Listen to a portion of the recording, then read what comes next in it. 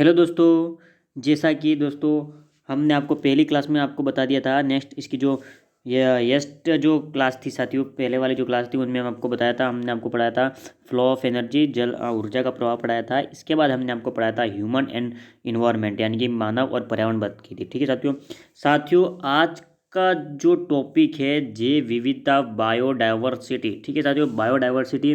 तो साथियों उम्मीद करता हूँ कि वीडियो को आप एक भी बार स्किप नहीं करेंगे। ठीक है साथियों, वीडियो को आप स्किप नहीं करेंगे, क्योंकि साथियों हर एक पॉइंट यहाँ का हर एक एंगल से आपके कंपटीशन एग्जाम के लिए अति महत्वपूर्ण है। ठीक है साथियों, बहुत महत्वपूर्ण है। हर एक एंगल से आप देखो तो कोई भी इसमें आपको मिलेगा साथियों। छोटा सा छोटा पॉइंट भी आपके लिए काफ़ी इंपॉर्टेंट है। ठीक है साथियों। तो साथियों मैं आपको बता दूं कि आप वन रक्षक वनपाल रीट जो प्रिपरेशन आप कर रहे हैं साथियों, उसके लिए काफ़ी इंपॉर्टेंट है। वन रक्षक वनपाल और रीट के लिए तो खास महत्वपूर्ण है साथियों। और साथ में ये कि आप यदि स्टूडेंट हैं, स्कूल स्टूडेंट हैं आप, तो भी आपके लिए इंपॉर्टेंट है, क्योंकि जैव विविधता अपने लिए बेहद ही इंपॉर्टेंट है। ठीक है साथियों।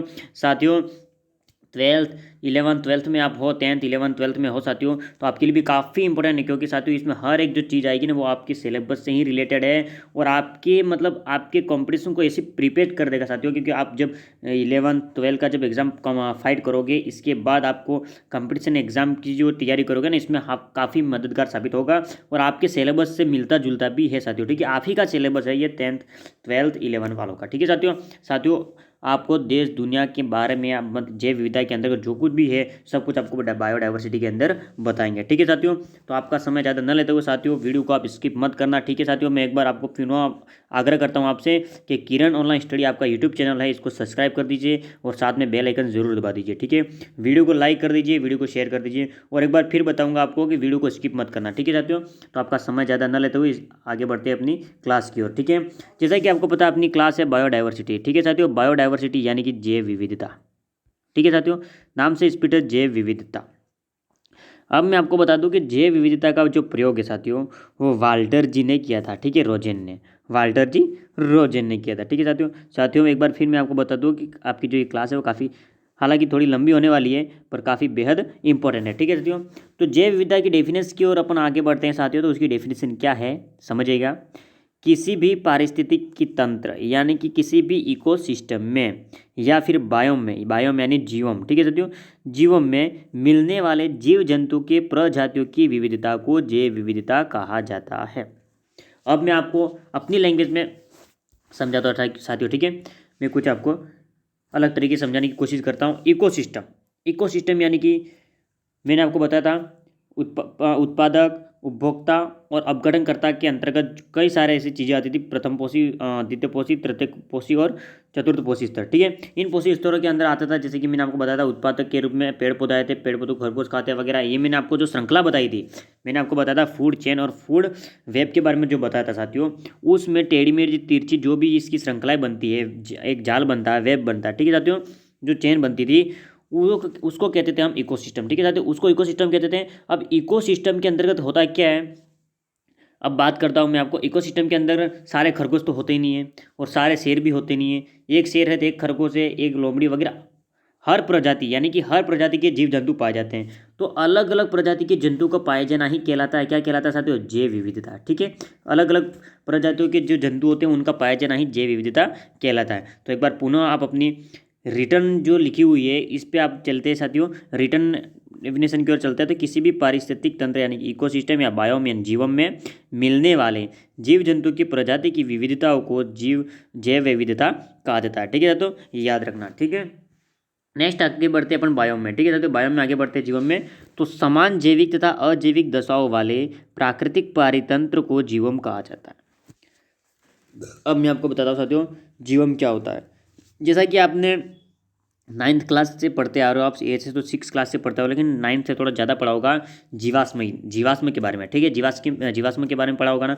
जीवाश्म से जीवम अपन कह सकते हैं। जैसे कि समान जैविक और अजैविक, जैविक यानी जिनमें जीवन यापन हो संभव है, अजैविक जिनमें जीवन यापन संभव नहीं है, ऐसे पदार्थ। ठीक है, तो जैविक और अजैविक दशाओं वाले, इन सब दोनों प्रकार की दशाओं वाले प्राकृतिक परितंत्र यानी कि नेचुरल सिस्टम। ठीक है, नेचुरल इको में को जीवम कहा जाता है। ठीक है, नेचुरल में यानी कि मनुष्य है, चट्टाने हैं वगैरह जो भी है, इन सब प्राकृतिक तंत्र को, इस पूरे प्राकृतिक इको को क्या कहते हैं, जीवम कहते हैं, यानी कि बायोम कहते हैं। ठीक है साथियों, बायोम कहते हैं। आगे बढ़ते हैं अपन, आगे बढ़ते हैं जैव विविधता के प्रकार की ओर। ठीक है, बायोडाइवर्सिटी के टाइप्स की ओर बात करते हैं अपन। बायोडाइवर्सिटी के 3 टाइप होते हैं। ठीक है साथियों, 3 टाइप होते हैं, एक एक टाइप को हम अच्छे से आपको समझाएंगे। ठीक है, तो 3 जो टाइप होते हैं इसके, उसको हम आपको आराम से समझाते हैं। पहला जो टाइप होता है साथियों, वो होता है आनुवांशिक जैव विविधता।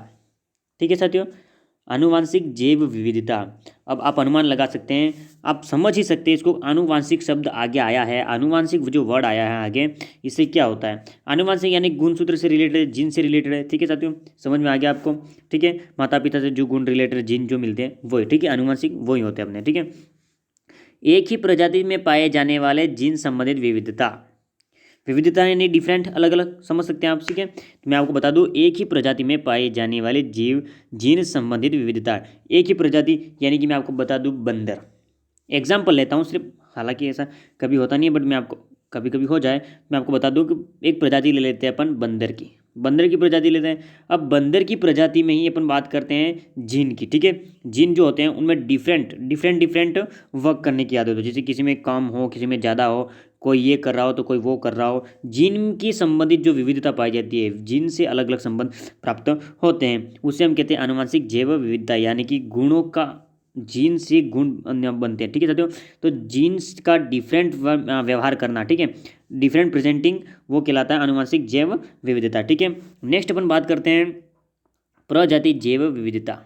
ठीक है, नेक्स्ट जो टाइप है अपना, सेकेंड टाइप है जैव विविधता का, वो है प्रजाति जैव विविधता। अब प्रजाति जैव विविधता होता है क्या साथियों, तो प्रजाति जैव विविधता वही होता है, यानी कि विभिन्न जातियों, यानी कि खरगोश है, लोमड़ी है, शेर है, हाथी है वगैरह वगैरह, ये जो भी डिफरेंट डिफरेंट प्रजाति है ना, डिफरेंट जंतु है ये, तो डिफरेंट डिफरेंट प्रजातियों के मध्य पाई जाने वाली विविधता, यानी कि आपको बता दूं, जैसे शेर है, शेर दहाड़ेगा, जंगल में रहता है।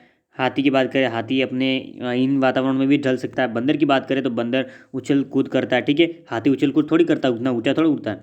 मतलब ये कह रहा हूँ कि डिफरेंट डिफरेंट जो प्रजाति होती है उनके मध्य पाए जाने वाली जैव विविधता, ठीक है, उनके मध्य पाई जाने वाली विविधता, यानी कि डिफरेंट डिफरेंट गतिविधियाँ ये जो होती है, ठीक है, उसे कहते हैं हम प्रजाति जैव विविधता। ठीक है, इसके बाद बात करते हैं अपन विषुवतीय रेखीय वर्षा वन को। ठीक है, विषुवतीय रेखीय वर्षा वन को जैव विविधता का हॉटस्पॉट कहा जाता है। जैव विविधता का हॉटस्पॉट मैं आपको बता दूं कि विषुवतीय रेखीय वर्षा वन है, वहाँ पे हर एक प्रकार की प्रजाति के जो जीव जंतु वो पाए जाते हैं, और एक ही प्रजाति के जीव जंतु उनमें भी कई प्रकार की डिफरेंस विविधताएं पाई जाती है। ठीक है, इसलिए इसे हॉटस्पॉट कहा जाता है, क्योंकि यह विश्व का सर्वाधिक जैव विविधता वाला पारिस्थितिक तंत्र है, यानी कि विश्व का सबसे अधिक जैव विविधता वाला क्या है, इको सिस्टम है। ठीक है, इको सिस्टम है। नेक्स्ट आगे बात करते हैं अपन, सर्वाधिक जैव विविधता भूमध्य रेखीय प्रदेश में और विषुवत रेखीय सदाबहार वनों में पाई जाती है। ठीक है, यही बात जो ऊपर बताई गई है कि सर्वाधिक जो जैव विविधता है, सर्वाधिक जो बायोडाइवर्सिटी है, वो भूमध्य रेखीय प्रदेश में, भूमध्य रेखीय प्रदेश में और विषुवत रेखीय सदाबहार वनों में पाई जाती है। सदाबहार वनों में डिफरेंट डिफरेंट प्रजाति की जो जीव जंतु पाए जाते हैं। ठीक है साथियों, नेक्स्ट जो अपना टाइप है वो उसकी बात करते हैं। तो नेक्स्ट जो अपना टाइप है थर्ड नंबर का, वो है पारिस्थितिक तंत्र जैव विविधता, इकोसिस्टम जैव विविधता। ठीक है, इकोसिस्टम जैव विविधता। अब इकोसिस्टम जैव विविधता क्या होता है साथियों, कि उसकी जब बात करते हैं तो यह एक क्षेत्र की, ठीक है, यह एक क्षेत्र की विविधता या पारितंत्र के आधार पर पाई जाने वाली विविधता है।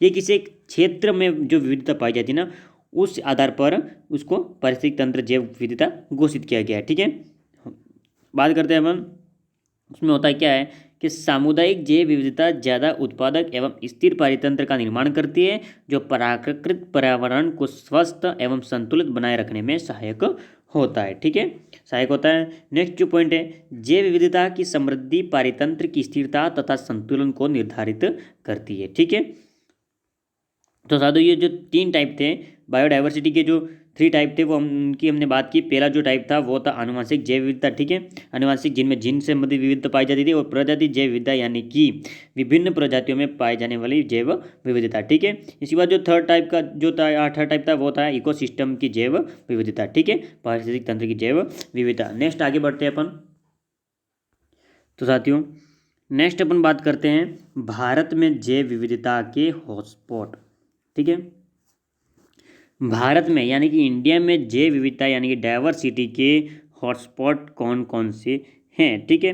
तो भारत में जैव विविधता के हॉटस्पॉट की जब बात करते साथ हो तो पहला जो हॉटस्पॉट है जैव विविधता का भारत में वो है हिमालय क्षेत्र, ठीक है।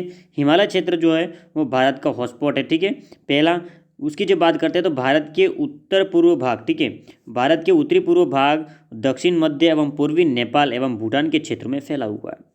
हिमालय का जो क्षेत्र है वो भारत के उत्तर पूर्व भाग से लेकर दक्षिण मध्य पूर्वी नेपाल एवं भूटान के क्षेत्र में फैला हुआ है, ठीक है साथियों। तो साथियों नेक्स्ट जो अपना हॉटस्पॉट है भारत का, ठीक है, भारत का जो नेक्स्ट हॉटस्पॉट है उसकी जो बात करते हैं तो वो है पश्चिमी घाट एवं श्रीलंका क्षेत्र। पश्चिमी घाट एवं श्रीलंका जो क्षेत्र है वो भारत का दूसरा हॉटस्पॉट है, ठीक है। भारत का दूसरा हॉटस्पॉट है पश्चिमी घाट और श्रीलंका क्षेत्र, ठीक है। तो उसकी जब बात करते हैं उसमें क्या होता है साथियों कि उसमें ये होता है कि दक्षिण पश्चिमी भारत, ठीक है, दक्षिण दक्षिण पश्चिम भारत एवं श्रीलंका के दक्षिण पश्चिम के उच्च भूमि तक ये फैला हुआ है। पश्चिमी घाट जो है वो श्रीलंका क्षेत्र के अंतर्गत आता है। दक्षिण पूर्व भारत और श्रीलंका के दक्षिण पूर्व की उच्च भूमि तक ये फैला हुआ है, ठीक है। तो दक्षिण पूर्वी घाट जब बात करते हैं दक्षिण घाट की तो उसे क्या कहते हैं कि इसे विश्व विरासत सूची में शामिल किया गया है, ठीक है। पश्चिमी घाट जो कि श्रीलंका क्षेत्र तक फैली हुई है साथियों, उसे किसमें विश्व विरासत में सम्मिलित किया गया है। विश्व विरासत क्या होता है साथियों मैं आपको बताता हूँ। विश्व विरासत यानी कि साथियों वो होता है यूनेस्को, यूनेस्को, ठीक है, यूनेस्को में इसे सम्मिलित किया गया है, ठीक है। अब यूनेस्को भी आपको समझ में नहीं आया साथियों मैं आपको बता सकता हूँ इसको वर्ल्ड, ठीक है साथियों, वर्ल्ड हेरिटेज, हेरिटेज के बारे में तो आप सब जानते होंगे। तो इसे वर्ल्ड हेरिटेज में शामिल किया गया है, ठीक है। पश्चिमी घाट, ठीक है, पश्चिमी घाट जो है ये पश्चिमी घाट जो है श्रीलंका तक फैली हुई है, इसे विश्व विरासत सूची में सम्मिलित किया गया है यानी कि वर्ल्ड हेरिटेज में इसे सम्मिलित किया गया है, ठीक है। नेक्स्ट जब हम बात करते हैं पश्चिमी घाट के जो सदाबहार वन है उसका नाम है शोला, ठीक है। पश्चिमी घाट का जो सदाबहार वन है वो है शोला, ठीक है। नेक्स्ट अपने भारत के जैव विविधता की हॉटस्पॉट की बात करते हैं तो वो है इंडो बर्मा हॉटस्पॉट, ठीक है। इंडो बर्मा हॉटस्पॉट की जब बात करते हैं तो ये भारत के उत्तर पूर्वी क्षेत्र असम और अंडमान द्वीप समूह में है। इंडो बर्मा जो हॉटस्पॉट है वो भारत के उत्तर पूर्वी क्षेत्र असम और अंडमान द्वीप समूह तक है, ठीक है। नेक्स्ट अपन जब बात करते हैं सुंडालैंड हॉटस्पॉट, सुंडालैंड हॉटस्पॉट की जब बात करते हैं वो इंडो मलाया द्वीप में, ठीक है। इंडो मलाया द्वीप है जो सुंडालैंड हॉटस्पॉट है जो कि भारत की जैव विविधता उसमें पाई जाती है, ठीक है। नेक्स्ट अपन बात करते हैं भारत का सबसे बड़ा हॉटस्पॉट, ठीक है साथियों, ये आप इंपॉर्टेंट है, काफ़ी इंपॉर्टेंट है, ठीक है। ये दो टॉप से है ना साथियों, ये काफ़ी इंपॉर्टेंट है, ठीक है, वेरी मोस्ट इंपॉर्टेंट है, ठीक है साथियों, वेरी मोस्ट इंपॉर्टेंट है, ठीक है। भारत का सबसे बड़ा हॉटस्पॉट आ सकता है, भारत का सबसे बड़ा हॉटस्पॉट कौन सा है किसमें, तो जैव विविधता में, ठीक है, यानी कि बायोडाइवर्सिटी में भारत का सबसे बड़ा हॉटस्पॉट क्या कौन है, तो इंडो बर्मा सीमा, ठीक है। इंडो बर्मा जो सीमा है वो भारत का सबसे बड़ा हॉटस्पॉट है जैव विविधता में। और दूसरी की जब बात करें भारत का सबसे छोटा हॉटस्पॉट कौन सा है जैव विविधता में, तो वो है पश्चिमी घाट, ठीक है। पश्चिमी घाट है वो सबसे छोटा है हॉटस्पॉट और जो इंडो बर्मा सीमा है वो सबसे बड़ा हॉटस्पॉट है भारत में, भारत की जैव विविधता में, ठीक है। नेक्स्ट अपन बात करते हैं, ठीक है, नेक्स्ट अपन बात करते हैं सर्वाधिक मानव जनसंख्या घनत्व जो है वो पश्चिमी घाट में ही है, ठीक है साथियों। साथियों ये हमने काफ़ी छांट के आपके लिए नोट्स बनाए, ठीक है, काफ़ी छांट के नोट्स बनाए। तो सर्वाधिक मानव जनसंख्या घनत्व कहाँ पाई जाती है, वो है पश्चिमी घाट में, ठीक है साथियों, पश्चिमी घाट में। नेक्स्ट अपन बात करते हैं समुद्री संवेदनशील क्षेत्रों की, ठीक है। समुद्री संवेदनशील क्षेत्रों की जब बात करते हैं समुद्री संवेदनशील क्षेत्रों की तो उसमें क्या होता है, ये भी एक हॉटस्पॉट है, ठीक है। समुद्री संवेदनशील क्षेत्र है वो भी एक हॉटस्पॉट है जो कि वर्तमान में कुल हैं 50 और भारत में इसके सिर्फ 2 हैं, ठीक है।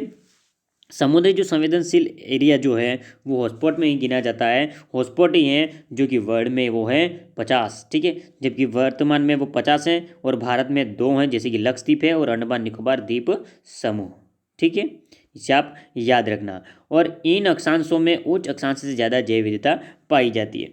लक्षद्वीप और अंडमान निकोबार जो द्वीप समूह है ना इनमें कुछ ज़्यादा ही पाई जाती है, ठीक है।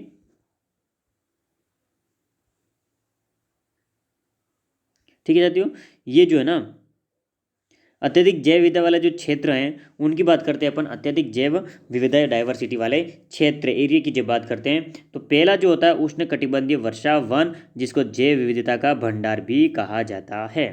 तो साथियों कंपटीशन एग्जाम में किसी तरह से भी क्वेश्चन आए, हमें बस इसका आंसर आना चाहिए, अच्छी सी प्रिपरेशन हमारी कंप्लीट होनी चाहिए। ठीक है साथियों, तो मैं आपको बता दूं साथियों, क्वेश्चन इसे भी आ सकता है कि जैव विविधता का भंडार किसे कहा जाता है। जब भंडार की बात आए साथियों तो आपको क्या कहना है, उष्ण कटिबंधीय वर्षा वन, ये नाम देना है। ठीक है साथियों, ठीक है, ये देना है और ये कहना है कि संसार की आधी से ज़्यादा जो जैव विविधता पाई जाती है वो किस वन में पाई जाती है, तो भी आपको आंसर ये आना चाहिए, उष्ण कटिबंधीय वर्षा वन है। ठीक है साथियों, इसमें सर्वाधिक पाई जाती है, संसार की 50% ज़्यादा प्रजातियाँ पाई जाती है, यानी कि 50% से ज़्यादा प्रजातियाँ पाई जाती है और इसे जैव विविधता का भंडार भी कहा जाता है। ठीक है साथियों, नेक्स्ट अपन बात करते हैं कि दक्षिण अमेरिका के अमेजन, ठीक है, दक्षिण अमेरिका के अमेजन उष्ण कटिबंधीय वर्षा वनों की जैव विविधता विश्व में सर्वाधिक है। ठीक है, दक्षिण अमेरिका के अमेजन उष्ण कटिबंधीय वर्षा वनों की जैव विविधता विश्व में सर्वाधिक है। ठीक है, नेक्स्ट बिंदु की बात करते हैं तो विशालता के कारण पृथ्वी का फेफड़ा कहा जाता है। ठीक है साथियों, आप याद रखना, क्या आप याद रखना कि उष्ण कटिबंधीय वर्षा वन जब आए टॉपिक, इसके बारे में आपको सारी जानकारी होनी चाहिए। सबसे पहले तो ये कि इसे जैव विविधता का भंडार यानी कि बायोडाइवर्सिटी का भंडार कहा जाता है। किसको, तो उष्ण कटिबंधीय वर्षा वन।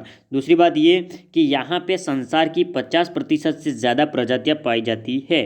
ठीक है, संसार की 50% से ज़्यादा प्रजातियाँ है वो इसमें पाई जाती है उष्ण कटिबंधीय वर्षा वन में। ठीक है, नेक्स्ट अपन बात करते हैं।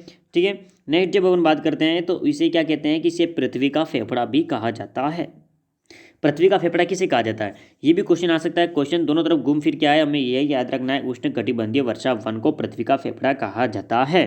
ठीक है, ये आपको ऑप्शंस मिल जाएंगे इसमें। ठीक है, कॉम्पिटिशन एग्जाम में ऑप्शंस मिलते हैं। ठीक है, नेक्स्ट अपन जो बात करते हैं कि ये इतना पृथ्वी का फेफड़ा इसे क्यों कहा जाता है, वहाँ ऐसा क्या चीज़ होती है। ठीक है, वहाँ ऐसी क्या कौन सी चीज़ होती है, क्या होता है क्या नहीं होता है जिस वजह से पृथ्वी का फेफड़ा कहा जाता है। तो पहला पॉइंट तो ये 50 से ज़्यादा प्रजातियाँ पाई जाती है। ठीक है, 50 से ज़्यादा प्रजातियाँ पाई जाती है, जैव विविधता, इसलिए इसे जैव विविधता का भंडार कहा जाता है। और दूसरी बात ये कि इसमें क्या होता है कि ज़्यादा सौर ऊर्जा उपलब्ध होती है।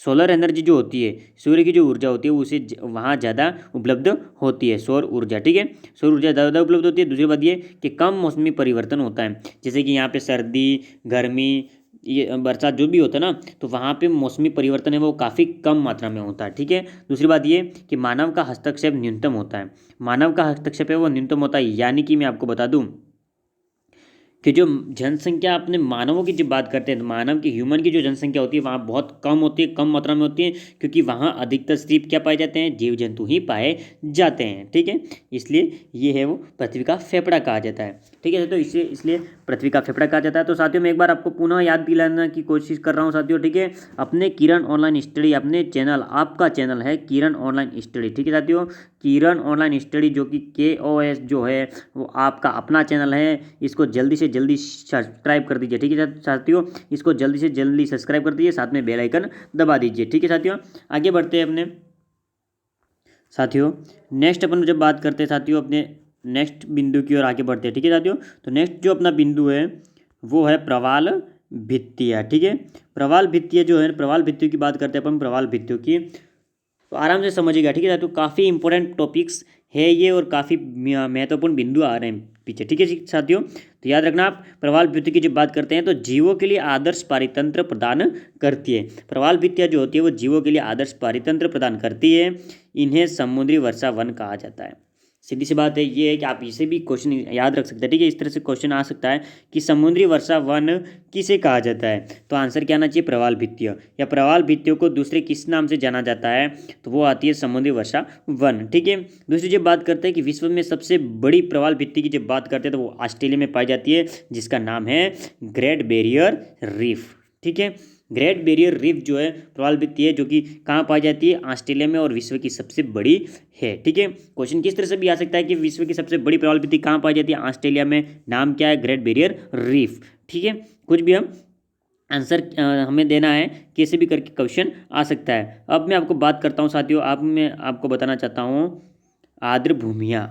ठीक है, आर्द्र भूमियों की जब बात करता हूँ साथियों, तो आर्द्र भूमियाँ किस में आती है? रामसर स्थल में, रामसर स्थल में आती है। ठीक है साथियों, आर्द्र भूमि की जब बात करते हैं, सबसे पहले जो आर्द्र भूमि है उसकी बात करते हैं मैंग्रोव वन। ठीक है साथियों, मैंग्रोव वन की बात करते हैं अपन आर्द्र भूमि में। ठीक है, मैंग्रोव वन की बात करते हैं जो कि आर्द्र भूमि है। इसमें क्या होता है कि जलमग्न रहकर लवणीय पर्यावरण में अपना पोषण एवं संवर्धन करते हैं। जलमग्न रहकर लवणीय पर्यावरण में अपना पोषण एवं संवर्धन करते हैं मैंग्रोव वन में। ठीक है, तो उसकी जब बात करते हैं अपन, क्या होता है इसमें? सर्वाधिक जैव विविधता जो होती है वो भूमध्य रेखीय प्रदेशों में, ठीक है, सर्वाधिक जैव विविधता पाई जाती है वो भूमध्य रेखीय प्रदेशों में पाई जाती है, और न्यूनतम जैव विविधता जो पाई जाती है वो ध्रुवों के निकट पाई जाती है, और सर्वाधिक जैव विविधता वाला जो महाद्वीप है वो है अफ्रीका। ठीक है साथियों, सर्वाधिक जैव विविधता वाला जो महाद्वीप है वो है अफ्रीका। इसे आप याद रखना। ठीक है साथियों, क्लास काफ़ी लंबी हो जाएगी इसलिए मैं इसको ऐसे ही समझा रहा हूँ। अब मैं आपकी बात करता हूँ साथियों, आपको बताना चाहता हूँ जैव विविधता के खत्म होने के कारण या जैव विविधता के धीरे धीरे कम होने के कारण क्या है, उसके ह्रास होने के रीज़न क्या है। ठीक है साथियों, तो जैव विविधता यानी कि बायोडाइवर्सिटी की कम होने के जो रीज़न हैं वो दो प्रकार से हैं, दो टाइप से हैं। पहला है प्राकृतिक कारण और दूसरा है मानव जनित कारण। ठीक है, प्राकृतिक कारण और मानव जनित कारण, प्राकृतिक कारण और मानव जनित कारण। ठीक है, तो सबसे पहले अपन बात करते हैं प्राकृतिक कारण की। ठीक है साथियों, प्राकृतिक कारण की जब बात करते हैं तो सबसे पहले प्राकृतिक कारण में क्या होता है? ज्वालामुखी उद्गार। ज्वालामुखी के बारे में सब जानते हैं। जब हजारों लाखों वर्ष बाद पृथ्वी के अंदर से जो लावा निकलता है, धरती फटने लगती है, उसे कहते हैं ज्वालामुखी। ठीक है, दूसरी जब बात करते हैं जलवायु परिवर्तन, जलवायु में परिवर्तन होता है, सूखा कभी होता है, कभी वगैरह वगैरह जो भी है। इसके बाद बात करते हैं सूखा और अकाल की बात करते हैं। कभी बरसात होती है, होती भी नहीं है, सूखा पड़ जाता है, अकाल पड़ जाता है, उससे जैविकता का ह्रास होता है। ठीक है, नेक्स्ट है कि पृथ्वी उल्कापिंड की टक्कर, पृथ्वी से उल्कापिंड की टक्कर।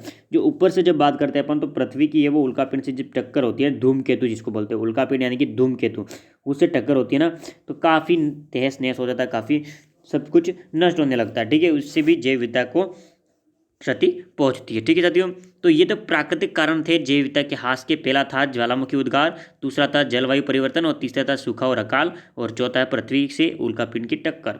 ठीक है, अब जो मानव निर्मित जब बात करते हैं, मानव जनित कारण की जब बात करते हैं, रीजन की, कि जैव विविधता को किस तरह से ये हानि पहुंचाते हैं, तो उनकी जब बात करते हैं साथियों, तो उसमें क्या होता है कि इसमें यही होता है साथियों कि सबसे पहला है कि प्राकृतिक आवासों का विनाश। सब लोगों ने प्राकृतिक आवासों का विनाश कर दिया है। प्राकृतिक आवास कैसे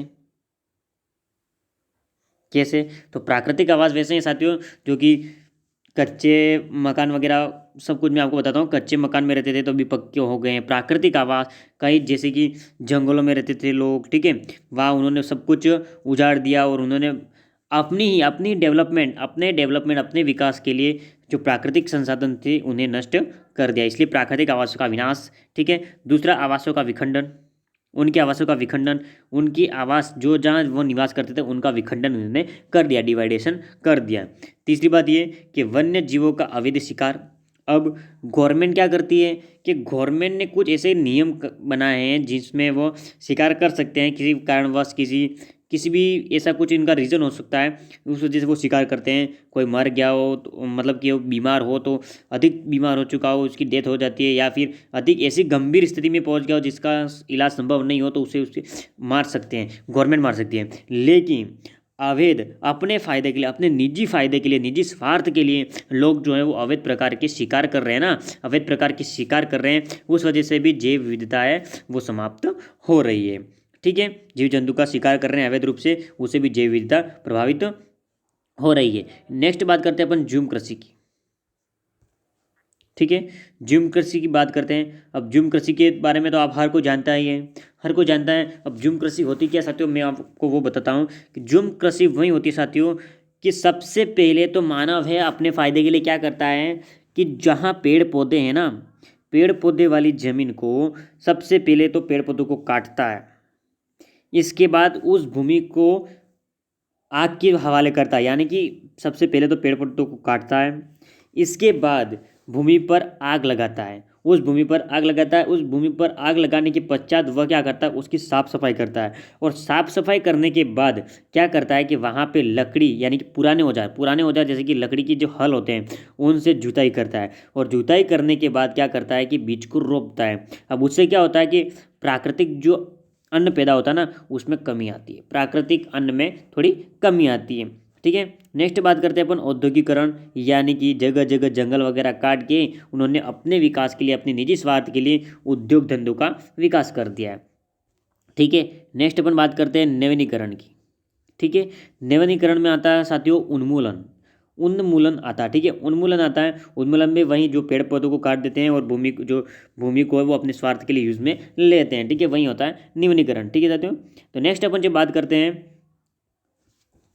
इसमें सबसे पहला जो टॉपिक है साथियों, आवास का जो विनाश है ना वो जीव विविधता के लिए काफ़ी नुकसानदायक पॉइंट है। ठीक है साथियों, यानी कि आवास का जो विनाश है ना, आवास का विनाश है वो जैव विविधता को ज़्यादा प्रभावित करने वाला कारण है। ठीक है, जैव विविधता को सबसे ज़्यादा प्रभावित करने वाला कारण कौन सा है, आवास का विनाश। आवास का जो विनाश है ना, आवास का विनाश जो करते हैं, प्राकृतिक आवासों का जो विनाश करते हैं ना, वो जैव विविधता के सबसे बड़े ह्रास का कारण है, मुख्य ह्रास का कारण है। ठीक है, नेक्स्ट आगे जो बात करते हैं अपन, विदेशी जातियों के प्रवेश से भी जैव विविधता प्रभावित होती है। अब विदेशी जातियों के प्रवेश से जैव विविधता कैसे प्रभावित होती है, वो ऐसे ही है कि जैव विविधता का क्षय होता है। कैसे होता है कि ये स्थानिक, ठीक है, ये स्थानिक प्रजातियों को नष्ट कर देते हैं। यानी कि वहाँ जो स्थानीय जो निवासी जो होती है प्रजातियाँ जो होती है उनको ये विदेशी जो होते हैं वो नष्ट कर देते हैं। ठीक है, विदेशी जो है वो नष्ट कर देते हैं, इससे भी जैव विविधता है वो काफ़ी ह्रास होती है। जैसे एग्जाम्पल के तौर पर अपन देखते हैं, ठीक है, काफ़ी प्रजातियों की एग्जाम्पल अपन देखते हैं। प्रजाति की मतलब कुछ भी आ सकता है, उस प्रजाति में कुछ भी आ सकता है। ठीक है, जैसे हम एग्जाम्पल के तौर पे देखते हैं, अमेरिका जो विदेश है ना, अमेरिकी विदेश है, तो अमेरिका से गेहूं के साथ आयातित क्या करते हैं, कांग्रेस जो थी वो अमेरिका गेहूं के साथ आयातित कर रही थी गाजर घास की जो गेहूँ है उनके। ठीक है, गाजर घास। ठीक है, नेक्स्ट जो बात करते हैं अपन, मेक्सिको से लाया गया लेटाना कमारा। ठीक है, लेटाना कमारा। ठीक है, लेटाना कमारा ये एक प्रकार, लेटाना कमारा क्या साथियों, ये एक प्रकार का सजावटी पौधा है। ठीक है, लेंटारा, ठीक है, लेटारा जो कमारा है वो एक प्रकार का सजावटी पौधा है जिसे काफ़ी नुकसान भी होता है। ठीक है साथियों, नेक्स्ट आगे बात करते हैं अपन, कीटनाशक और ग्लोबल वार्मिंग भी जैव विविधता नष्ट होने के कारण है। मतलब कीटनाशक और जो ग्लोबल वार्मिंग होती है उससे भी जैव विविधता काफ़ी प्रभावित होती है। वो कैसे होती है, कीटनाशक से पशु पक्षी काफ़ी नुकसान सहन करते हैं। ठीक है, काफ़ी नुकसान भुगतते हैं। नेक्स्ट बात करते हैं ग्लोबल वार्मिंग। ग्लोबल वार्मिंग जो मनुष्य है वो अपने स्वार्थ के लिए ही हर कार्य करता है। जैसे कि आजकल मोटर वाहन चलाता है, जो इलेक्ट्रिकल चीज़ें होती हैं उन सभी में धुएं निकलते हैं, हॉर्न बजाते हैं, हर प्रकार से प्रदूषण फैलता रहता है। ठीक है, कल कारखानों के धुएं, ग्लोबल वार्मिंग होती है ना, इस मतलब पृथ्वी का जो टेम्परेचर है वो क्रांतिक ताप से आगे बढ़ जाता है, जिससे ओजोन परत वर्ग वगैरह जो भी सारी ये परत समता मंडल वगैरह जो भी है वो सभी नष्ट होते हैं। इससे ग्लोबल वार्मिंग बढ़ती है। ठीक है, ग्लोबल वार्मिंग जो है वो बढ़ती है। ठीक है साथियों, नेक्स्ट अपन बात करते हैं भारत का सबसे बड़ा वानस्पतिक उद्यान की बात करते हैं। तो भारत के सबसे बड़े वनस्पतिक उद्यान की बात करते हैं, वो कहाँ है, वो है तिरुपुर में। और कौन सा है, श्री वेंकटेश्वरम। ठीक है, श्री वेंकटेश्वर जो है वो भारत का सबसे बड़ा वानस्पतिक उद्यान है, श्री वेंकटेश्वर। ठीक है, जो कि कहाँ है, तिरुपुर में। तो साथियों मैंने आपको पहले ही बताया काफ़ी इंपॉर्टेंट क्लास है ये, तो आप हमेशा इस यूट्यूब चैनल किरण ऑनलाइन स्टडी के साथ बने रहिए ताकि कोई भी ऐसी चीज़ आपसे न छूटे जो आपके ध्यान में न हो। ठीक है साथियों, तो साथियों आपको एक बार पुनः बताऊंगा कि किरण ऑनलाइन स्टडी को सब्सक्राइब कर दीजिए, साथ में बेल आइकन दबा दीजिए। ठीक है साथियों, क्लास को शेयर कर दीजिए और लाइक भी कर दीजिए। ठीक है साथियों, तो भारत का सबसे बड़ा वानस्पतिक उद्यान कहाँ है, वानस्पतिक उद्यान की बात करते हैं तो वो है वेंकटेश्वर, और कहाँ है तो तिरुपुर में। ठीक है साथियों, नेक्स्ट आगे बात करते हैं अपन, हेलो गाइस। तो गाइस नेक्स्ट अपन जब बात करते हैं, नेक्स्ट अपन बात करते हैं वो होता है कि प्राकृतिक, ठीक है साथियों, नेक्स्ट बात कर रहे हैं प्राकृतिक संरक्षण के लिए अंतर्राष्ट्रीय संघ IUCN। ठीक है साथियों, प्राकृतिक संरक्षण के लिए अंतर्राष्ट्रीय संघ है IUCN। अब IUCN की फुल फॉर्म क्या है साथियों, मैं आपको बता देना चाहता हूँ। ठीक है, IUCN। ठीक है, IUCN क्या होता है साथियों, I यानी इंटरनेशनल, U यानी यूनियन, फॉर C यानी कंजर्वेशन, और N यानी कि नेचर, यानी कि international union for conservation of nature. ठीक है साथियों, यानी कि अंतर्राष्ट्रीय प्रकृति संरक्षण संघ, ठीक है साथियों, अंतर्राष्ट्रीय प्रकृति संरक्षण संघ, ठीक है। इसकी जब बात करते हैं, इसकी स्थापना हुई है साथियों वो 5 अक्टूबर 1948 को हुई थी, ठीक है। 5 अक्टूबर 1948 को इसकी स्थापना हुई थी और इसका मुख्यालय साथियों वो ग्लांट में है, जो कि ग्लांट है स्विट्जरलैंड में, ठीक है। ग्लांट कहाँ साथियों, वो है स्विट्जरलैंड में, ठीक है। तो साथियों क्वेश्चन कहीं भी आ सकता है, IUCN की स्थापना कहाँ हुई थी, कब हुई थी, इसका मुख्यालय कहाँ है। क्वेश्चन किस तरह से भी आ सकता है, IUCN की फुल फॉर्म क्या है, तो आपको भी कंप्लीट आपको याद रखना है, ठीक है साथियों, इसे आप याद रख सकते हैं। नेक्स्ट आगे जब बात करते हैं साथियों, विश्व का सबसे पुराना एवं सबसे बड़ा वैश्विक नेटवर्क है। विश्व का सबसे पुराना और सबसे बड़ा वैश्विक नेटवर्क कौन सा है जैव विविधता से रिलेटेड, तो वो कौन सा साथियों, वो है IUCN, ठीक है, IUCN। इसके बाद जो बात करते हैं कि सरकारी और गैर सरकारी दोनों संगठन के सदस्य होते हैं। IUCN में सरकारी और गैर सरकारी दोनों संगठनों के सदस्य होते हैं। तीसरी बात ये कि इसे संयुक्त राष्ट्र महासभा का पर्यवेक्षक दर्जा प्राप्त है। इसको क्या है कि राष्ट्रीय, ठीक है, इसे संयुक्त राष्ट्र महासभा का पर्यवेक्षक दर्जा प्राप्त है, पर यह बात है कि इसे संयुक्त राष्ट्र का अंग नहीं माना गया, ठीक है, इसे संयुक्त राष्ट्र का अंग नहीं माना गया है, बल्कि इसे संयुक्त राष्ट्र महासभा का पर्यवेक्षक दर्जा प्राप्त है, अंग नहीं माना है, ठीक है साथियों। नेक्स्ट जो बात करते हैं अपन, मुख्य कार्य क्या होता है, IUCN का जो मेन जो वर्क होता है वो क्या होता है, उसकी जब बात करते हैं तो विश्व वन्य जीव कोष WWF के कार्यों के साथ समन्वय स्थापित कर वैज्ञानिक रूप से संरक्षण तकनीकी को बढ़ावा देना होता है इसका वक्त, ठीक है।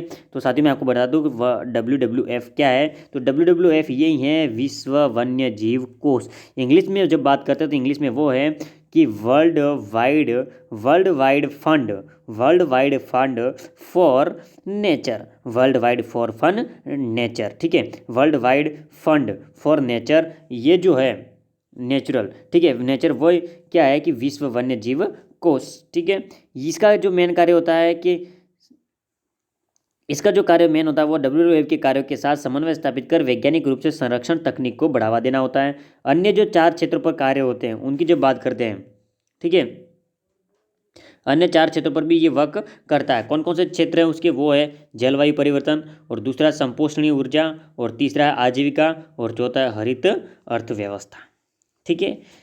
इसका मेन वर्क तो ये है कि WWF के साथ उसके साथ जो समन्वय स्थापित कर वैज्ञानिक रूप से संरक्षण तकनीक को बढ़ावा देता है। और मेन जो इसके कार्य के अलावा भी 4 वर्क और होते हैं। पहला है कि जलवायु परिवर्तन, दूसरा संपोषणीय ऊर्जा, तीसरा आजीविका, और चौथा है हरित अर्थव्यवस्था, ठीक है। नेक्स्ट जब बात करते हैं साथियों रेड डेटा बुक की, ठीक है। अब रेड डेटा बुक की जब बात करते हैं, रेड डेटा बुक होता क्या है, तो रेड डेटा बुक की बात करते हैं तो IUCN द्वारा 1963 से जारी कर दी गई है रेड डेटा बुक, ठीक है। रेड डेटा बुक है वो IUCN द्वारा 1963 में जारी की गई है। और इसमें क्या होता है कि विलुप्त प्राय यानी कि जो प्रजाति होती है वो विलुप्त हो रही है, धीरे धीरे समाप्त हो रही है, उन जो धीरे धीरे समाप्त हो रही है, असुरक्षित एवं दुर्लभ जीवों तथा पादपों से संबंधित पुस्तक है। ये जो रेड डेटा बुक जो होती है साथियों, इसमें क्या होता है कि जो प्रजातियां होती है, जो जीव जंतु होते हैं वो धीरे धीरे विलुप्त हो रहे हैं, समाप्ति की ओर है, या फिर असुरक्षित महसूस हो रहे हैं, महसूस दिखते हैं साथियों। इसके बाद जब बात करें दुर्लभ हो, ठीक है, जिनका जीवन है वो दुर्लभ हो,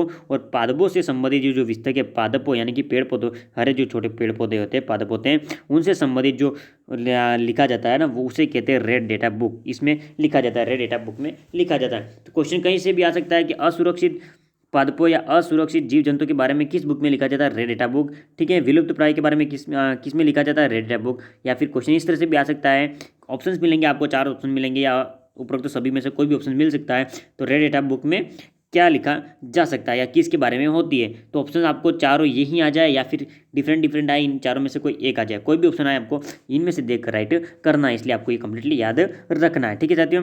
इसमें क्या होता है कि क्रांतिक रूप से संकटापन्न जीवन, ठीक है, इसमें 2 प्रकार के प्रश्न होते हैं, ठीक है साथियों। रेड डेटा बुक जो होता है उसमें 2 प्रकार के प्रश्न होता है, पहला तो गुलाबी प्रश्न होता है और दूसरा हरा प्रश्न होता है। तो गुलाबी प्रश्न पर क्या लिखा जाता है कि क्रांतिक रूप से संकटापन्न जीव को गुलाबी प्रश्न पर लिखते हैं। क्रांतिक रूप से यदि कोई संकटपन्न वाला जीव है, संकट से ग्रसित है, किसी पर संकट आ रहा है, ऐसे जो प्रजाति है उसका जिक्र है वो गुलाबी पृष्ठ पर किया जाता है। और पुनः पर्याप्त संख्या में वृद्धि होने पर, ठीक है, जिनमें संकट आ गया, जैसे कि मान लेते हैं अपन जो पैंथर है, पैंथर हालांकि कई हैं, मान लेते हैं अपन डायनासोर, डायनासोर की अभी हास हो गई है, विलुप्त प्राय जाति है, उसका जिक्र उसमें गुलाबी पृष्ठ में किया गया होगा। लेकिन यदि उन डायनासोरों के अनुसार यदि एक भी डायनासोर भी हो, हालांकि तो नहीं है, ऐसा लगता है उसका जीवाश्म मिलता है, पर बाई चांस एग्जाम्पल आपको देता हूँ कि एक एक कहीं भी मिल जाए तो उसकी पुनः जो प्राप्ति होती है उससे एक से कई बढ़ते हैं ना, तो उससे पुनः प्राप्ति की जाती है, पुनः पर्याप्त संख्या में वृद्धि होती है उनकी, तो उसे जो वृद्धि होती है उसे हरे यानी कि ग्रीन पृष्ठ पर लिखते हैं। गुलाबी पर उनकी हाश होने की लिखी जाती है, ठीक है, संख्या, और हरे पर उनके बढ़ने की संख्या को लिखा जाता है। सीधी सी बात ये, ठीक है साथियों। नेक्स्ट आगे जब बात करते हैं IUCN की लाल सूची में, ठीक है, अब IUCN की लाल सूची में क्या लिखा जाता है?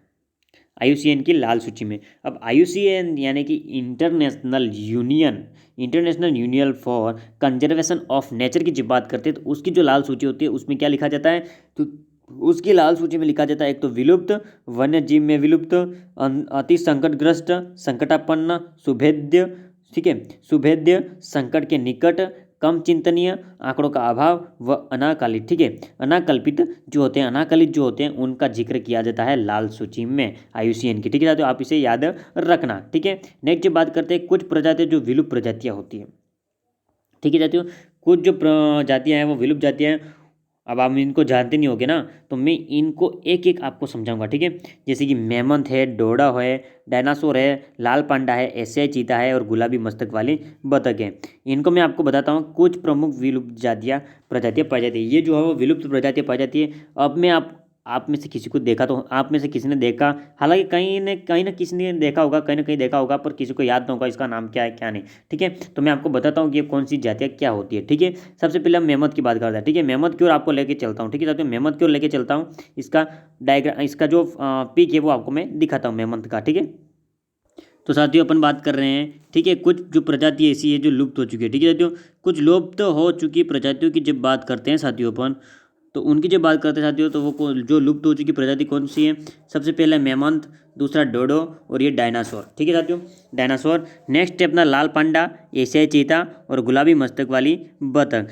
हाँ, मुझे पता है साथियों कि कई लोगों ने तो नाम पहली बार सुना होगा और कईयों ने नाम सुन रखा होगा लेकिन उन्हें देखा नहीं होगा। तो साथियों फिक्र मत करिए, मैं भी आपको मतलब प्रत्यक्ष रूप से दिखा नहीं सकता हूँ, बस इनका फोटो आपको दिखा सकता हूँ, आपको महसूस करवा सकता हूँ कि ये ऐसी चीज़ थी, ठीक है साथियों। तो मैं ले चलता हूँ आपको मेरी अपने फ़ोन की गैलरी में और वहाँ से आपको दिखाता हूँ इनकी पिक, ठीक है साथियों, इनकी पिक दिखाता हूँ।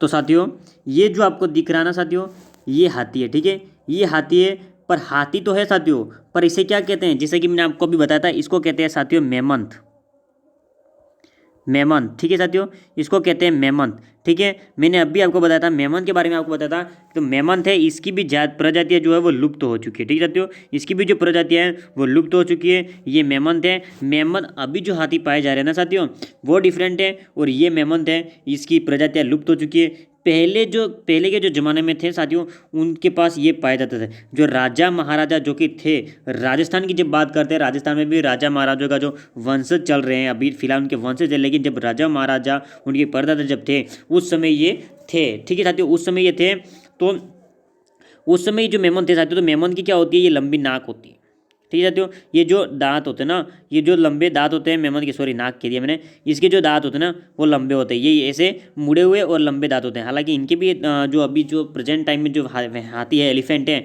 उनके भी होते हैं, पर ये जो मेमन थे ना उनके मुड़े हुए दांत होते हैं, आगे से इस तरह से होते हैं। और ख़ास बात ये है कि मेमन जो होता है ना उसके शरीर पर बाल होते हैं, उसके शरीर पर इतने लंबे, थोड़े लंबे लंबे बाल होते हैं, ठीक है, थोड़े लंबे लंबे बाल होते हैं ये, ठीक है। तो इस तरह से मेमंथ होता है, ठीक है, मेमंथ इस तरह से होता है। तो साथियों कैसा लगा मेमंथ आपको? नेक्स्ट बात करते हैं साथियों, ये जो दिख रहा है ना साथियों आपको, ये जो आपको दिख रहा है साथियों वो है क्या है? डोडा, ठीक है साथियों, ये जो है ना वो है डोडा, जिसका जिक्र मैंने अभी आपको किया था, ठीक है, ये है डोडा, ठीक है, ये डोडा है साथियों। डोडा देखिए, डोडा किस तरह से दिख रहा है, ठीक है साथियों, आप इसको आराम से देख सकते हैं, ठीक है साथियों, किस तरह से डोडा दिख रहा है आपको। देखो देखो, इसकी ये आँख होती है ना साथियों, ये मतलब इसका जो मुख होता है ना, मुंह जो होता है वो एक तरह घोड़े की तरह दिख रहा है, ठीक है साथियों। तो इस तरह से ये होता है डोडा, ठीक है, डोडा इस तरह से होता है। यूँ तो हैन की तरह दिखती है ना, मुर्गी की तरह वगैरह दिखता है, बट इसका जो मुंह है जो था, इसका जो मुंह है, मुंह की तरफ से ये डिफरेंटली दिख रहा है, ठीक है साथियों। नेक्स्ट जब अपन बात करते हैं, नेक्स्ट अपन बात करते हैं साथियों किसकी? नेक्स्ट जब अपन बात करते हैं साथियों वो होता है डायनासोर, ठीक है साथियों। नेक्स्ट जो बात करते हैं वो होता है डायनासोर। तो देखिए साथियों, ठीक है, देखिए डायनासोर किस तरह से होता है। डायनासोर की ऐसी कैपेसिटी होती है कि उसकी जो गर्दन होती है काफ़ी लंबी होती है, ठीक है। डायनासोर की जो गर्दन होती है ना, ठीक है, नेक जो होती है ना उसकी, ठीक है साथियों, उसकी जो नेक होती है वो काफ़ी लंबी होती है, ठीक है। डायनासोर की नेक और इसकी पूंछ दोनों लंबी होती है, ठीक है। नेक्स्ट जब बात करते हैं साथियों, तो सबसे पहले हमने आपको बताया साथियों, क्या बताया, हमने आपको बताया था ना साथियों, डोडा वगैरह हमने आपको बताया। तो इसके बाद हम बात करते हैं साथियों, ये क्या दिख रहा है आपको, लाल पांडा, ठीक है, रेड पांडा दिख रहा है आपको, लाल पांडा, ठीक है साथियों। ये लाल पांडा है और ये भालू, मतलब जो भालू होते हैं ना उसकी प्रजाति का है, ठीक है साथियों। ये जो लाल पांडा है वो भालू की प्रजाति का है, ठीक है, लाल पांडा। इसके बाद जब बात करते हैं, नेक्स्ट बात करते हैं अपन, ये जो दिख रहा है ना साथियों आपको, ये पैंथर जैसा दिख रहा है, आपको दिख तो रहा है साथियों पैंथर की जैसा, पर ये है क्या, ये है क्या साथियों, इसके बारे में आपको बता दूं मैं। तो ये है साथियों एशियाई चीता, ये है एशियाई चीता, ठीक है साथियों, ये एशियाई चीता है। क्या है साथियों, ये है एशियाई चीता, ठीक है, ये एशियाई चीता है। और नेक्स्ट जब बात करते हैं अपन, तो इसकी, ठीक है, ये है मस्तिष्क, गुलाबी मस्तिष्क वाली बतख, ठीक है, गुलाबी मस्तक वाली बतख है, ये गुलाबी मस्तक वाली बतख है। तो सबसे पहले हमने आपको क्या बताया साथियों, ठीक है। अब चलते हैं अपने टॉपिक की ओर। तो साथियों हमने आपको बताया था साथियों, ठीक है, हमने आपको बता दिया साथियों, मेमन, डोडो, डायनासोर, लाल पांडा, एशियाई चीता और गुलाबी मस्तक वाली बतख हमने आपको बता दिया। नेक्स्ट आगे बात करते हैं साथियों। साथियों एक बार पुनः मैं आपसे कहना चाहूँगा साथियों, कि आपकी ये जो क्लास है ना साथियों, जैव विविधता यानी कि बायोडाइवर्सिटी की क्लास है, लगभग घंटे भर से ऊपर हो जाएगी साथियों। मैं कहता हूँ घंटे भर से ऊपर हो जाएगी, लेकिन आपके लिए काफ़ी इंटरेस्टेड है और काफ़ी इंपॉर्टेंट है साथियों। कुछ भी करो आपको ये क्लास तो अटेंड करनी ही है साथियों। साथियों एक भी जरा मतलब थोड़ी देर के लिए क्लास को स्किप मत करना, ठीक है, क्लास को स्किप मत करना, ठीक है। तो आपको बता देता हूँ साथियों, गंगा डॉल्फिन की आगे बात करते हैं अपन, गंगा डॉल्फिन की। गंगा डॉल्फिन क्या होता है साथियों, ठीक है, गंगा डॉल्फिन का जो वैज्ञानिक नाम है साथियों वो है प्लेटोनिस्टा गंगेटिका, ठीक है, प्लेटोनिस्टा गंगेटिका, ठीक है। और गंगा डॉल्फिन को सुसु भी कहते हैं, ठीक है साथियों, सुसु कहते हैं, ठीक है। और यह मछली नहीं, ये क्या होती है साथियों, ये मछली नहीं होती है, वर्ण स्तनधारी जीव है। गंगा डॉल्फिन नाम से स्पष्ट हो रहा है कि ये गंगा डॉल्फिन है, ये मछली है, लेकिन ये मछली नहीं है साथियों, ये क्या है, स्तनधारी जीव है, ठीक है। ये एक प्रकार का स्तनधारी जीव है और घ्राण शक्ति अत्यंत अत्यंत तीव्र होती है और इसे सन ऑफ रिवर कहा जाता है, ठीक है साथियों। इसे सन ऑफ रिवर कहा जाता है, यानी कि नदी की संतान, नदी का पुत्र कहा जाता है, ठीक है साथियों, सन ऑफ रिवर कहा जाता है। क्वेश्चन इस तरह से भी आ सकता है कि सन ऑफ रिवर किसे कहते हैं, गंगा डॉल्फिन या सुसु को कहते हैं, ठीक है, ये स्तनधारी जीव होता है। नेक्स्ट बात करते हैं कि 5 अक्टूबर 2009 को राष्ट्रीय जलीय जीव घोषित किया गया है। राष्ट्रीय जलीय जीव घोषित किया गया साथियों ये, ठीक है, याद रखना 5 अक्टूबर 2009 को राष्ट्रीय जलीय जीव घोषित किया गया है, सन ऑफ रिवर, ठीक है, सुसु गंगा डॉल्फिन को, ठीक है। नेक्स्ट जब बात करते हैं, गंगा का टाइगर कहा जाता है, ठीक है, शू की बात करते हैं, सन ऑफ रिवर, इसको क्या क्या कहा जाता है साथियों, हम अपन बात करते हैं, ठीक है। गंगा डॉल्फिन की जब बात करते हैं तो गंगा डॉल्फिन जो होती है उसको हम सुसु भी कह सकते हैं, ठीक है, सुसु कहते हैं इसे। और इसे किन नामों से जानता है, इसे सन ऑफ रिवर के नाम से जाना जाता है, प्लस इसे गंगा का टाइगर भी कहा जाता है, गंगा का टाइगर कहा जाता है। अब मैं आपको बात करता तो साथियों बता देता हूँ कि देश का पहला डॉल्फिन रिजर्व, ठीक है, देश का पहला डॉल्फिन रिजर्व जो है, यानी कि देश की सबसे पहली जहाँ पाई जाती है, ठीक है, वो कौन सी साथियों, वो है हुगली, ठीक है, हुगली है। और डॉल्फिन अनुसंधान केंद्र कहाँ है, डॉल्फिन अनुसंधान केंद्र की जब बात करते हैं वो है पटना विश्वविद्यालय। पटना विश्वविद्यालय जो है वो डॉल्फिन अनुसंधान का केंद्र है, ठीक है।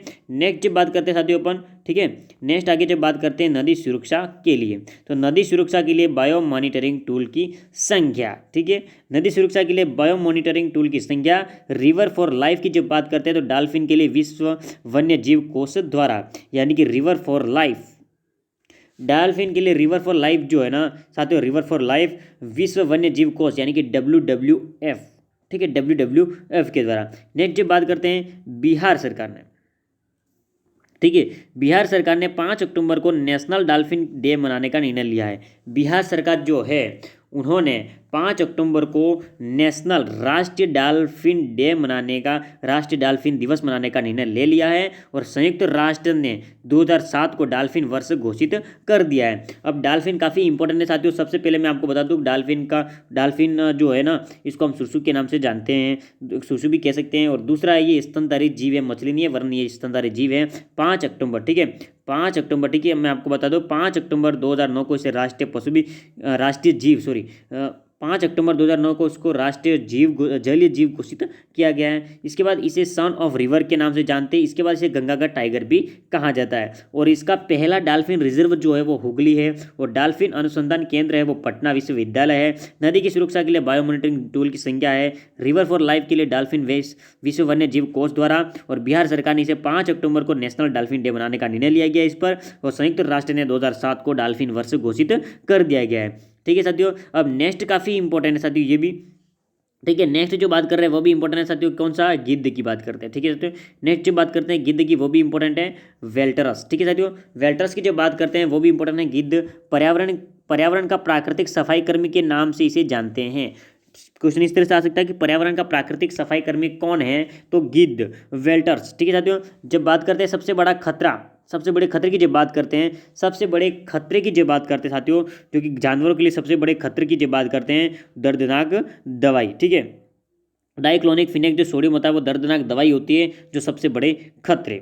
ठीक है, या फिर मैं आपको ये बता दूं कि गिद्ध को सबसे बड़ा खतरा कहा जाता है जानवरों के लिए, ये भी कह सकते हैं। ठीक है, और दर्दनाक जो दवाई होती है उनकी वो होती है डाइक्लोनिफ्लिक सोडियम। ठीक है, डाइक्लोनिफिनेक। ठीक है, डाइक्लोफिनेक सोडियम गैर स्टेरॉइड दवा। ठीक है, इसको गैर स्टेरॉइड दवा कहते हैं। और गिद्ध प्रजनन केंद्र जो है वो पिंजौर है, जो कि हरियाणा में है। ठीक है साथियों, गिद्ध का जो प्रजनन केंद्र है, जनन का जो केंद्र है इसके प्रजनन का, वो है पिंजौर, जो कि हरियाणा राज्य में है। ठीक है साथियों, नेक्स्ट जब बात करते हैं शीत ऋतु में प्रवास करने वाले पक्षियों की।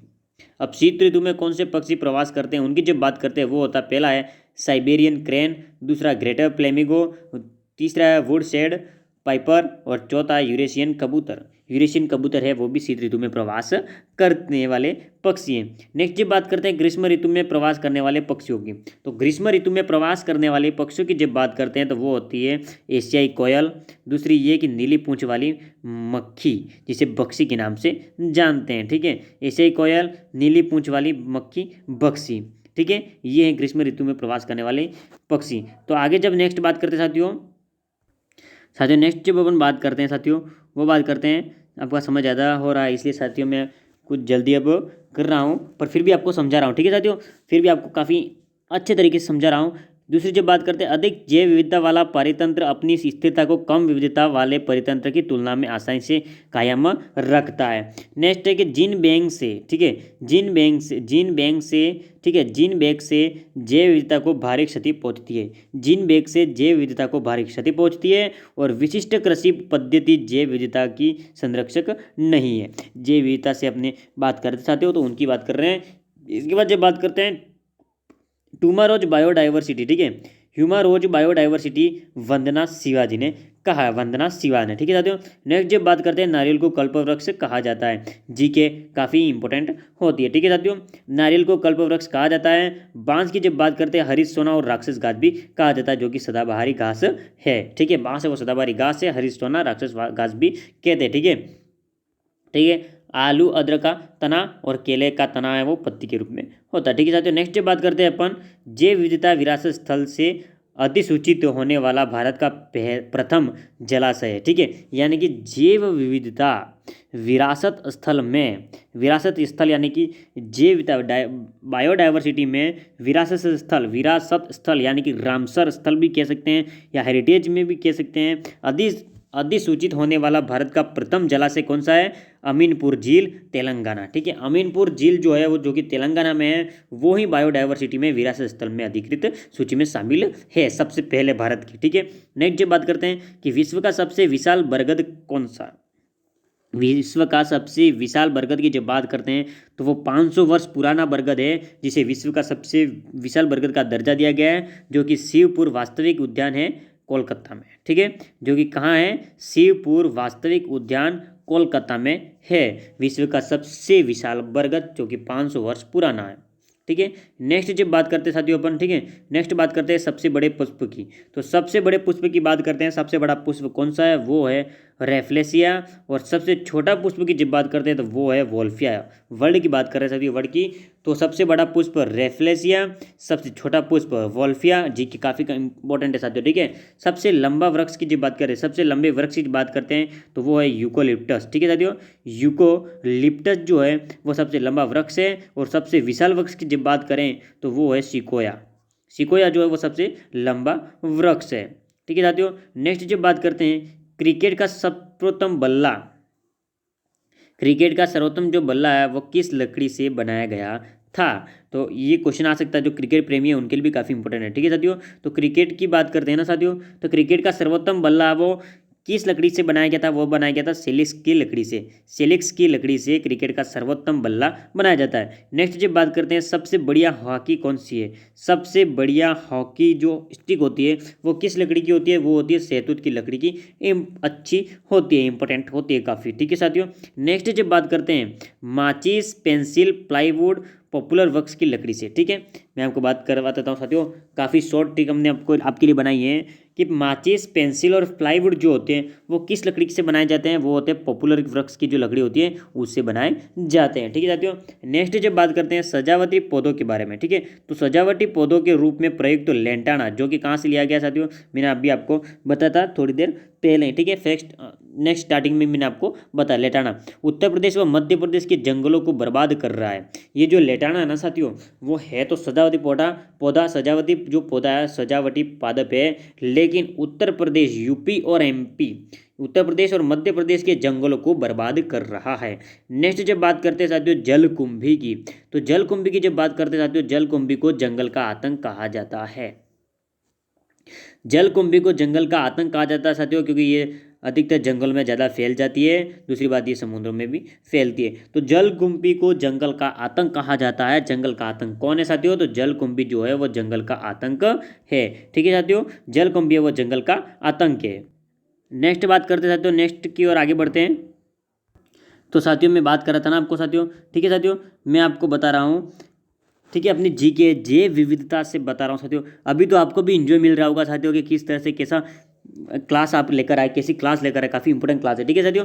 तो आपको भी अभी तो इंजॉय मिल रहा होगा, काफ़ी इंपॉर्टेंट जानकारी भी आपको मिल रही है, ठीक है साथियों। उम्मीद करता हूँ कि आप इसी तरह इंजॉय करते रहेंगे हमारे चैनल पर। इसलिए आप किरण ऑनलाइन स्टडी जो आपका चैनल है, अपना चैनल है आपका, उसे सब्सक्राइब कर दीजिए और साथ में बेल आइकन दबा दीजिए, ठीक है साथियों। आगे बात करते हैं अपने सबसे बड़े कपी की। सब कपी यानी कि बंदर होता है, ठीक है साथियों। तो सबसे बड़ा जो बंदर होता है उसकी संज्ञा किसको दी गई है, गोरिल्ला को। गोरिल्ला जो होता है वो सबसे बड़ा बंदर होता है। सबसे बड़ा कपी गोरिल्ला होता है साथियों। और सबसे छोटा कपी की बात करें, सबसे छोटा कपी कौन सा होता है, वो होता है गिब्बन, ठीक है साथियों। गिब्बन जो होता है वो सबसे छोटा बंदर होता है। और सबसे बुद्धिमान कपी की जब बात करते हैं साथियों, आमतौर पर हर कोई कहते हैं ना कि हम बंदरों की वंशज हैं, हम बंदरों की वंशज हैं, ये कहते हैं ना साथियों। तो वो मैं आज आपको बताता हूँ, उसकी सच्चाई आपको बताता हूँ कि सबसे बड़ा बुद्धिमान कपी जो होता है ना बंदर, तो वो होता है चिंपैंजी। चिंपैंजी, और वही है मानव का पूर्वज। मानवों का पूर्वज वही है साथियों, मानवों का पूर्वज कौन सा, चिंपैंजी। चिंपैंजी है मानवों का पूर्वज बंदर, ठीक है। इन्हीं की पीढ़ी है, उन्हीं के वंशज हैं जो आज हम जिंदा है, जीवित है, हम हैं इन्हीं के वंशज, ठीक है साथियों। आगे जब बात करते हैं विलुप्त पक्षी डोडा का निवास। विलुप्त पक्षी डोडा का जो निवास है साथियों, मैंने अभी आपको इसका पीक बताया था ना, इसका फोटो मैंने आपको बताया था। तो विलुप्त पक्षी जो डोडा है उसका निवास स्थल कौन सा साथियों, तो वो है मॉरिशस, ठीक है। मॉरिशस जो है वो विलुप्त पक्षी डोडा का निवास स्थल है, ठीक है। तो नेक्स्ट जब बात करते हैं अपन गाजर घास की। गाजर घास की जब बात करते हैं तो ये अमेरिका से आयातित गेहूँ है। गाजर घास एक प्रकार गेहूँ है जो कि अमेरिका से आयातित हुआ है, ठीक है, जिसकी संख्या PL480 के साथ, PL480 के साथ, ठीक है। इसमें चर्म रोग, श्वास रोग, एलर्जी आदि रोग हो इसमें सम्मिलित हैं, ठीक है साथियों। इससे हो सकते हैं वगैरह वगैरह जो भी है, ठीक है साथियों। नेक्स्ट आगे बात करते हैं सार्क के यकृत से निकाल गया तेल। जो शाक होता है ना साथियों, उसके यकृत से निकाला गया जो तेल होता है उसकी जब बात करते हैं तो शाक के यकृत यानी कि हृदय से निकाला गया तेल है वो विटामिन ए का सर्वोत्तम स्रोत है। विटामिन ए का सर्वोत्तम स्रोत कौन सा साथियों, वो है शाक के यकृत से निकाला गया तेल। नेक्स्ट जब बात करते हैं तो कटल फिश, ठीक है। कटल फिश अपना रंग बदलती है, ठीक है साथियों। कटल फिश जो है वो अपना रंग बदलती है, फिश यानी मछली, तो कटल फिश जो है, कटल मछली जो है वो अपना रंग बदलती रहती है। जाइगिना की जब बात करते हैं, जाइगिना मछली है वो हथौड़े के आकार की होती है। हथौड़े की आकार की मछली कौन सी होती है साथियों? काफ़ी इंपॉर्टेंट है, जीके भी आपके लिए काफ़ी इंपॉर्टेंट है, नॉलेज इंपॉर्टेंट होता है साथियों, नॉलेज इज पावर, ठीक है, एजुकेशन इज पावर। जाइगिना मछली जो होती है वो हथौड़े की आकार की होती है, ठीक है, हथौड़े की आकार की। नेक्स्ट जब बात करते हैं साथियों गेम्बूसिया, ठीक है, गेम्बूसिया जो मछली है वो मच्छर के रोकथाम के प्रयोग में लाई जाती है। गेम्बुनिया गेम्बू गेम्बूसिया मछली जो होती है वो मच्छर के रोकथाम के लिए प्रयोग में लाई जाती है। ये नोट्स करके आप रख लीजिए, काफ़ी इंपॉर्टेंट है, ठीक है साथियों, आप इंपॉर्टेंट में नोट्स कर सकते हैं इसे। गेम्बूसिया जो मछली होती है वो मच्छर के रोकथाम, ठीक है, मच्छर के रोकथाम के लिए यूज में ली जाती है। नेक्स्ट जब बात करते हैं साथियों सीवक थार्न की, ठीक है, सीवन, ठीक है, सीवक थार्न की जब बात करते हैं जिसे लेहबेरी कहते हैं, ठीक है, लेहबेरी कहते हैं, ठीक है, लेहबेरी यानी कि लद्दाख के क्षेत्र में, ठीक है, लेहबेरी जो है वह लद्दाख के क्षेत्र में होता है। विटामिन तथा पोषक तत्व प्रचुर मात्रा में होते हैं इसमें, और ठंडे स्रोतों में रहने वालों के लिए अनुकूलित होती है सीवन थार्म, ठीक है। नेक्स्ट जब बात करते हैं अपन तो देश का पहला तितली पार्क, देश का पहला तितली पार्क, देश का पहला तितली पार्क के साथ ही वो है वानर घट्टा, ठीक है, बानेर जो घट्टा होता है, बानेर घट्टा जो होता है वो बेंगलुरु में है, बेंगलुरु में, और वो है देश का पहला तितली पार्क, भारत का पहला तितली पार्क है बानर घट्टा बेंगलुरु, ठीक है। नेक्स्ट जब बात करते हैं राष्ट्रीय जैव विविधता कार्य योजना, तो राष्ट्रीय जैव विविधता यानी कि नेशनल बायोडाइवर्सिटी कार्य योजना जो है, कार्य प्रणाली जो है वो 2008 में स्टार्ट की गई, 2008 में, ठीक है। नेक्स्ट जब बात करते हैं साथियों Indian board of wild life की स्थापना, Indian board of wild life की स्थापना की जब बात करते हैं साथियों तो वो है 1952 में इसकी स्थापना की गई थी, ठीक है साथियों, 1952 में, 52, ठीक है। नेक्स्ट जब बात करते हैं देश का पहला काल वाइल्ड लाइफ कॉरिडोर, ठीक है, देश का पहला काल वाइल्ड लाइफ कॉरिडोर की जब बात करते हैं साथियों तो वो होता है मध्य प्रदेश एमपी में, ठीक है, एमपी में, ठीक है साथियों, वो एमपी में है, मध्य प्रदेश में। नेक्स्ट जब बात करते हैं साथियों great Indian bustard, great Indian bustard की जब बात करते हैं साथियों तो सोहन चिड़िया, सोहन चिड़िया को शर्मिली पक्षी भी कहते हैं, सोहन चिड़िया को शर्मिला पक्षी कहते हैं, और राजस्थान का राज्य पक्षी है। राजस्थान का राज्य पक्षी कौन सा है साथियों? वो है सोहन चिड़िया शर्मिली पक्षी, राजस्थान का राज्य पक्षी है। ग्रेट इंडियन बस्टर्ड, ठीक है, ग्रेट इंडियन बस्टर्ड संरक्षण के लिए घोड़ावन संरक्षण प्रोजेक्ट, घोड़ावन संरक्षण जो प्रोजेक्ट है उसके अंतर्गत सोन चिड़िया प्रोजेक्ट शर्मिली पक्षी जो कि घोड़ावन है वो राज्य पक्षी साथियों, तो सोन चिड़िया शर्मिली पक्ष जो है वो घोड़ावन ही है, ठीक है, घोड़ावन, ठीक है। नेक्स्ट जब बात करते हैं अपन जेडन कर्सर की, ठीक है साथियों, जेडन कर्सन की जब बात करते हैं जेडन कर्सर की तो वो क्या है रात्रिचर पक्षी, ठीक है साथियों, रात्रिचर पक्षी कौन सा है जेरडान कर्सर, श्रीलंका मालेश्वर, ठीक है, श्रीलंका मलेश्वर वन्य जीव अभ्यारण्य आंध्र प्रदेश, ठीक है साथियों। आपको बात बताते हैं हम कि जेडान जो कर्सर है वो रात्रिचर पक्षी है जो कि श्रीलंका में मलेश्वर, ठीक है, श्रीलंका में मलेश्वर वन्य जीव अभ्यारण्य में है जो कि आंध्र प्रदेश में पाया जाता है। श्रीलंका मालेश्वर, ठीक है, श्रीलंका मलेश्वर वन्य जीव अभ्यारण्य आंध्र प्रदेश में पाया जाता है ये रात्रिचर पक्षी जिसका नाम है जेडान कर्सर। तो साथियों उम्मीद करता हूँ, क्या करता हूँ साथियों, मैं आपसे उम्मीद लगाए बैठा हूँ, उम्मीद की आस है आप पर, बहुत सारी उम्मीदें हैं। जो वीडियो जो क्लास हम आपके लिए जैव विविधता यानी कि बायोडाइवर्सिटी की जो क्लास हम आज आपके लिए लेकर आए, मेरे शेर मेरी शेरियों, आपके लिए जो क्लास लेकर आए ना हम, काफ़ी इंपॉर्टेंट है साथियों।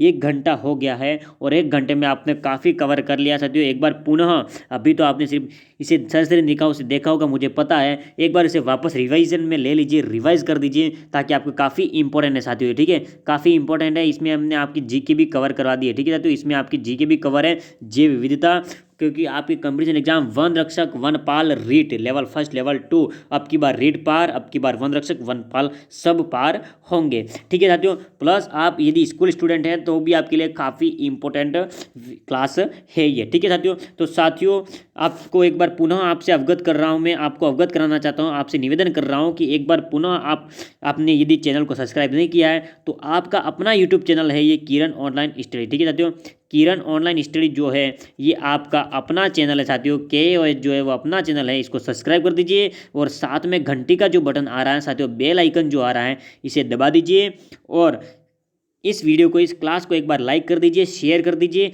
और कैसी क्लास लगी आपको एक बार कमेंट कर दीजिए। और हमारे द्वारा जो पढ़ाया गया आपको कैसा लगा इसे भी आप बताइए साथियों।